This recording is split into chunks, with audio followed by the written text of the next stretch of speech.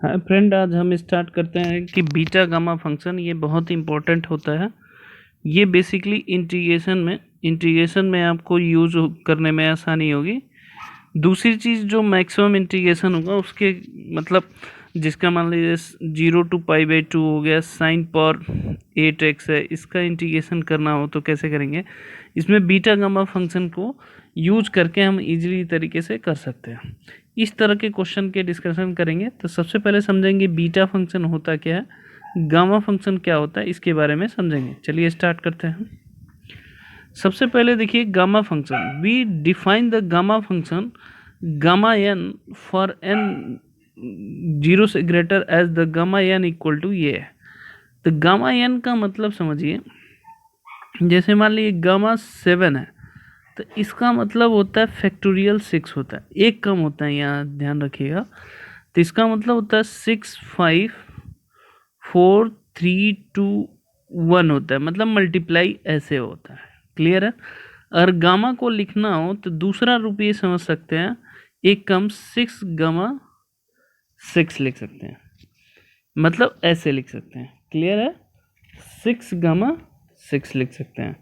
तो इस तरह की चीज़ें को हम गामा फंक्शन कहते हैं। ये आप समझेंगे, एक गामा फंक्शन का फार्मूला है। क्लियर है। अब आपको ये चीज़ समझना होगा कि गामा फंक्शन का फार्मूला का मतलब ये है कि जितनी जो वैल्यू होगी ये दोनों सेम होंगी। अब आप एक चीज़ और समझिए कि इसमें जो गामा फंक्शन का फॉर्मूला होता है 0 to इन्फिनिटी e⁻⁻t है और t पे पावर n-1 dt है। ये t के पावर में ही डिपेंड करता है, तो ये गामा n होता है, यही n यहाँ आता है। बेसिकली आप समझ जाइए, क्वेश्चन जब कराऊंगा तो आपको क्लियर होता जाएगा। क्लियर है। ये गामा फंक्शन है। अब आते हैं बीटा फंक्शन क्या होता है। बीटा फंक्शन बीटा m और n ग्रेटर देन 0 होना चाहिए। याद रखिए 0 से बड़ा होना चाहिए। वी डिफाइन x⁻m-1 1 - x मतलब x⁻m-1 और 1 - x⁻n-1, ये अगर होता है 0 to 1 के बीच में लिमिट, तो ये हमारा क्या कहलाता है, बीटा फंक्शन कहलाता है। क्लियर है। अब देखिए अगला जो टॉपिक चलते हैं, all the positive value of m and n 0 to π/2 cos power 2n-1 theta sine power 2n-1 होता है, गामा n अपॉन 2mn होता है। ये गामा बीटा फंक्शन में रिलेशन होता है। क्लियर है। अब जैसे मैंने लिखा था x⁻m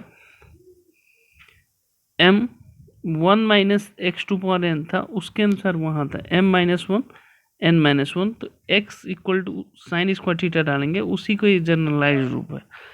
क्लियर है। तो उसको हम इस फार्मूले में कन्वर्ट कर सकते हैं।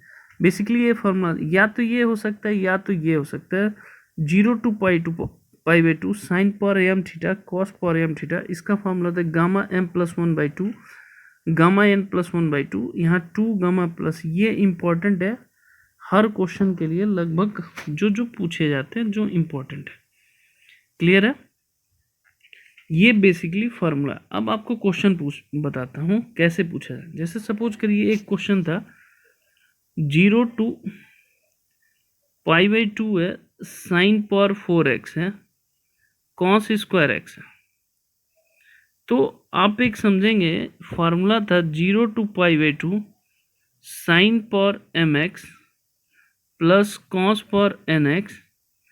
इसका अगर फार्मूला था हमारा गामा का, तो ये क्या था, m+1/2, फिर क्या था n+1/2, यहाँ था 2 गामा m+n+2 / 2। तो इसके कंपेयरिंग करिए, तो यहाँ का कितना आ जाएगा 5/2 होगा, यहाँ कितना आ जाएगा 3/2 हो जाएगा, और यहाँ पे कितना हो जाएगा 4 + 2 6 + 2 8 4 हो जाएगा। अभी मैंने इसको कहा बाहर करेंगे तो एक कम करेंगे, यहाँ आ जाएगा 3/2, फिर क्या आएगा 1/2, फिर यहाँ रूट में 1 मतलब गामा 1/2, यहाँ 1/2, फिर क्या आएगा गामा 1/2, यहाँ 2 हो गया और इससे कम 321 होगा। अब इसको एक चीज़ और समझिए, गामा हाफ की वैल्यू रूट पाई होती है, ये मैं बताना भूल गया था। गामा रूट पाई की वैल्यू क्या होती है? हाफ होती है। इसको सिंप्लीफाई कर दीजिए, वही हमारा इसका आंसर हो जाएगा। क्लियर है? तो इस तरह के क्वेश्चन को हम डायरेक्ट इस तरह की वैल्यू हम इजी तरीके से निकाल सकते हैं, ये कई बार पूछा हुआ है। समझ में है? क्लियर है?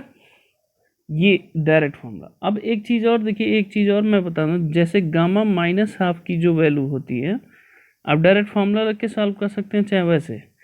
इसकी जो वैल्यू होती है, पूछा गया था पिछले साल, -2a TGT का क्वेश्चन है, याद रखिएगा। इसकी वैल्यू क्या होती है? आप इसका फार्मूला रख के चाहे पुट करना चाहे तो कर सकते हैं, चाहे वैसे वैल्यू इसकी पुट करना चाहे तो कर सकते हैं। क्लियर है? अब एक और क्वेश्चन पूछा गया था, उसकी मैं बता रहा हूँ कि कैसे करेंगे। सपोज करिए एक और क्वेश्चन करते हैं जो पूछा गया था, 0 to π/2 है,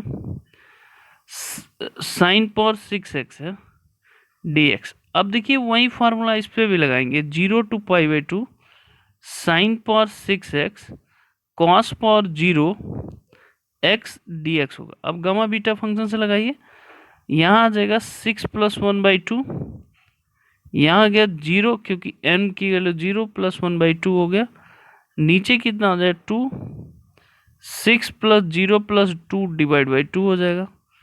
तो ये कितना हो गया 7/2, और ये कितना हो गया 1/2, और यहाँ कितना आ गया 2 गामा 4 हो गया।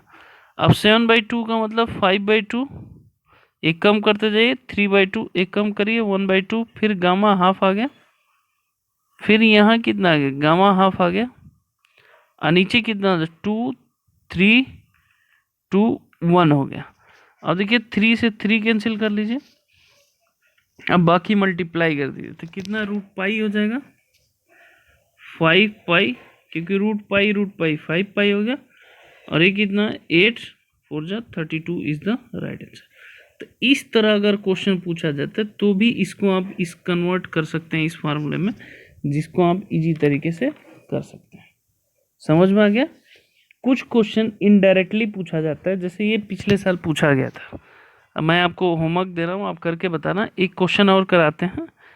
ये क्वेश्चन पूछा गया था कि 0 to a, यहाँ था x3, यहाँ था 2ax -x² पे पावर 3/2 था।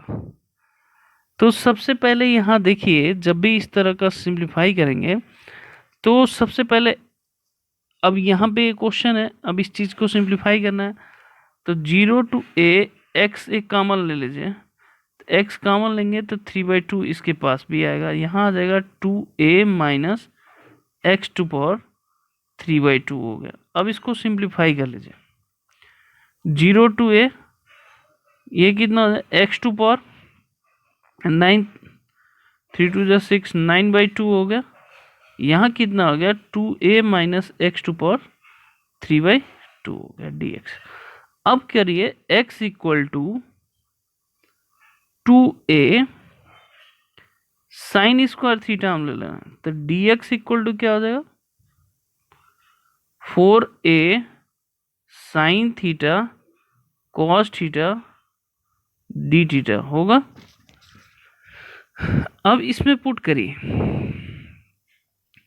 तो जैसे ही आप पुट करेंगे तो आप जानते हैं a रखेंगे तो यहाँ 1/2 आ गया, यहाँ तो 1/√2, लिमिट कितना हो जाएगा 0 to π/4 हो गया। लेकिन जो फार्मूला होता है उसमें क्या होना चाहिए π/2 होना चाहिए। तो यहाँ पे रखिए, पहले 2a पे पावर 9/2 हो गया,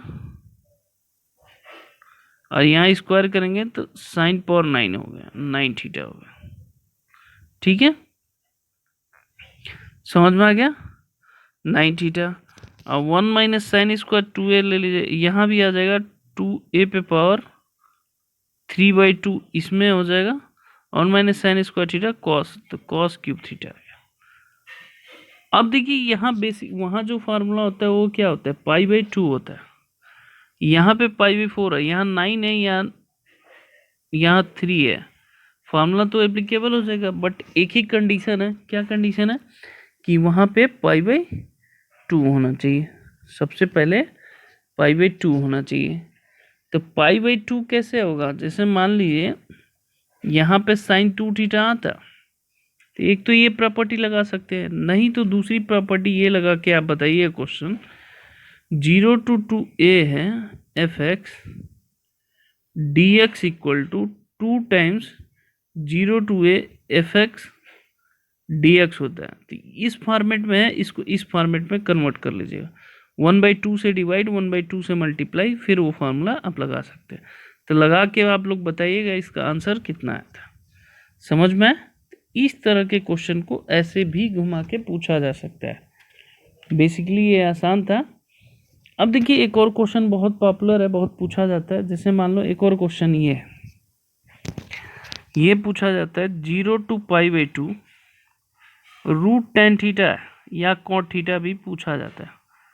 तो इसको आप लिखोगे तो क्या आएगा 0 to π/2 साइन पावर 1/2 थीटा, फिर कॉस पावर कितना आ जाएगा -1/2 थीटा होगा। अब उस फार्मूला में लगाइए 1/2 + 1 डिवाइड बाई 2, फिर -1/2 + 1 डिवाइड बाई 2, फिर यहाँ 2, इन दोनों को प्लस करिए 1/2 - 1/2 + 2 डिवाइड बाई 2, यही होता है ना m+1। अब आप इसको सॉल्व करिए, तो जैसे ही सॉल्व करेंगे तो ये कितना आ गया 3/4 हो गया, और ये कितना आ गया 1/4 हो गया। नीचे देखिए गामा 2 की वैल्यू 1 ही होती है, तो ये 2 आ गया। क्लियर है, 3/4 हो गया, 1/4 हो गया। इसकी वैल्यू निकालना चाहे निकाल सकते हैं, ये चाहे यही छोड़ सकते हैं, यही इसका आंसर था। तो इस तरह के क्वेश्चन को हम ऐसे भी ट्रीट कर सकते हैं कि हमें करना क्या है और पूछ क्या रहा है। समझ गए आप? चाहे कोई भी फार्मूला हो, किसी भी फॉर्मेट में हो, आप इसको इजी तरीके से निकाल सकते हैं। बेसिकली मुझे गामा, अब जैसे एक और क्वेश्चन पूछा हुआ था, इसकी वैल्यू बताना था 0 to 1 x² 1 - x² पे पावर 3/2 है dx है। अब x equal to sine theta रखिए, तो dx इक्वल टू क्या हो जाएगा cos थीटा हो जाएगा, डी थीटा हो जाएगा। लिमिट 0 पे 0 1 पे π/2, तो ये π/2 हो गया। यहाँ साइन स्क्वायर थीटा हो गया। अब देखिए 1 - sign square theta cos square theta हो गया, इसका पावर 3/2 हो गया, तो 2 से 2 कैंसिल, डी थीटा। अब इसको सॉल्व कर लो 0 to π/2, यहाँ कितना आ गया साइन स्क्वायर थीटा, यहाँ कितना हो गया cos क्यूब थीटा हो गया, डी थीटा। अब m की जगह 2 है, n की जगह पे 3 है। इसकी वैल्यू आप इजी तरीके से निकाल के बताइएगा कि इसका आंसर कितना है, क्योंकि फार्मूला हमारा सिर्फ वही है। तो इस तरह गामा बीटा फंक्शन क्वेश्चन को आप इजी तरीके से निकाल सकते हैं शॉर्टकट मेथड से। ओके, धन्यवाद बच्चों।